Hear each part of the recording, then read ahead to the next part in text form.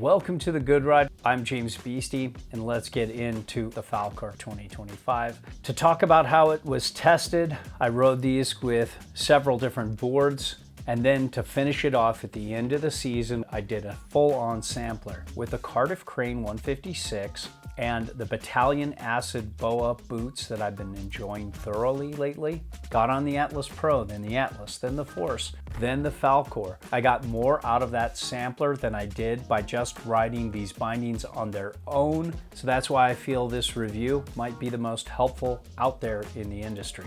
So let's talk the Snowboard binding dating app. Some things that'll make you want to swipe right. These butter so well. They make the board feel softer underfoot. The straps are comfortable yet supportive. You get really good response for a mini disc binding. It's a pretty versatile mountain freestyle binding for those who want more response. Some things that'll make you want to swipe left.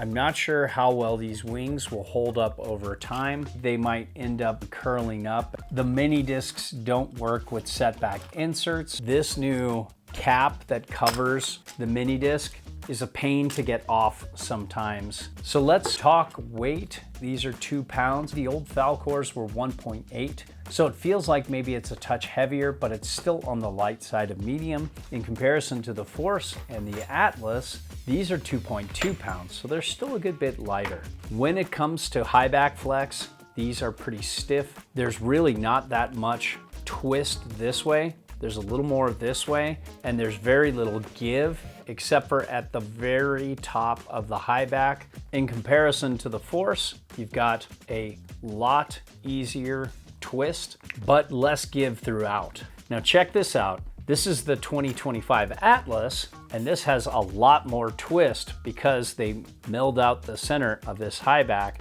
and it makes it a lot less stiff than it used to be.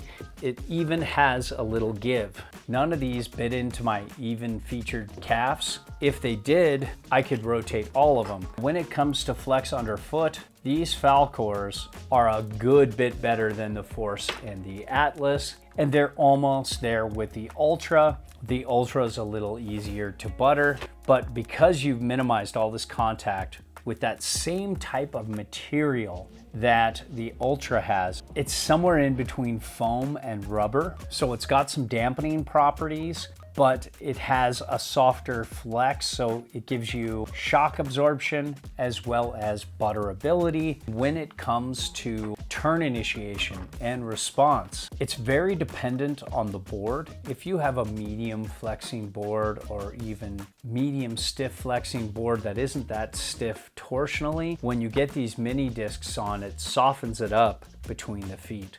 When it's too stiff, yeah, it's still softer, but you don't feel it as much just because it's not really going to help you leverage the board better.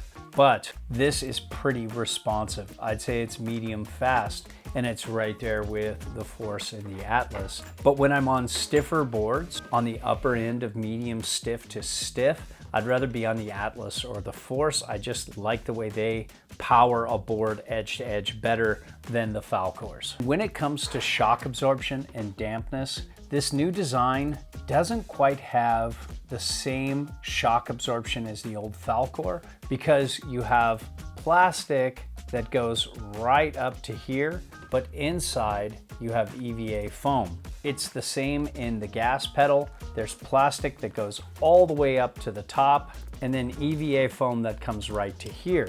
So I thought this would feel pretty rough on me, but because this whole bottom here is that part rubber, part EVA foam kind of thing on the bottom that goes throughout the entire base, it acts as a strong backup for shock absorption, and I felt this ride was pretty damp and shock absorbent. I thought the Atlas was maybe a touch more damp on the bottom in terms of reducing chatter and vibrations, but far less shock absorbent, and it was pretty close to the Force. However, I just like that softer EVA foam on the top, and they do have plastic up to here with foam on the top, but a little more foam, as you can see, that goes all the way to the top of the binding, where this is plastic to the top and then foam after.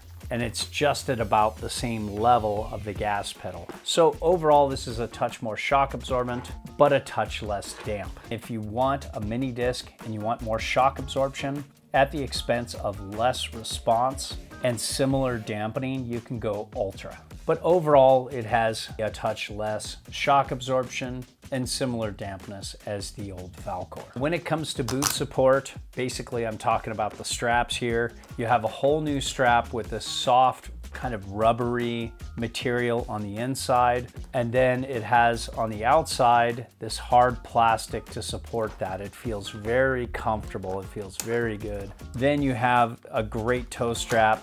Same principle as all the Union bindings. It's soft, grippy rubber on the inside and then hard plastic on the outside. So this rubber grips the boot and conforms to the toe with most toes out there, but then has this hard plastic so you can really crank it down and it's not just gonna keep cranking and stretching. It pulls it towards the heel cup and really locks your boot in there so it improves response and support. Then when you put on your ankle strap, you don't have to crank it down as hard because your boot's already locked in there. And when you don't crank it down as hard, you have a better day and you get almost the same exact response without any foot pain. So when it comes to adjustability, I definitely like the Force and the Atlas better than the Falcor and the Ultra.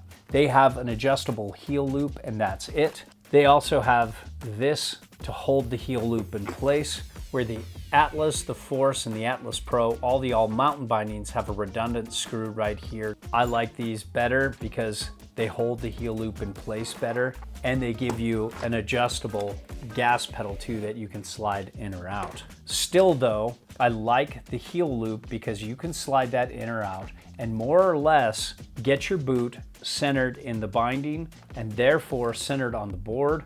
So response is more symmetrical and it feels the way it's supposed to be. The only problem with mini discs, they don't work with SetBack inserts that are 40 mil apart instead of 20. For example, this 2025 favorite, a board I'm recommending a shit ton, the United Shapes Cadet has these SetBack inserts for powder that give you so much more directional float, make this such a more versatile board. I can't recommend Falcors with this. I can recommend Atlas and Force, Atlas Pros, and many other full-size disc bindings, but I cannot recommend mini discs. And many brands are doing SetBack inserts now.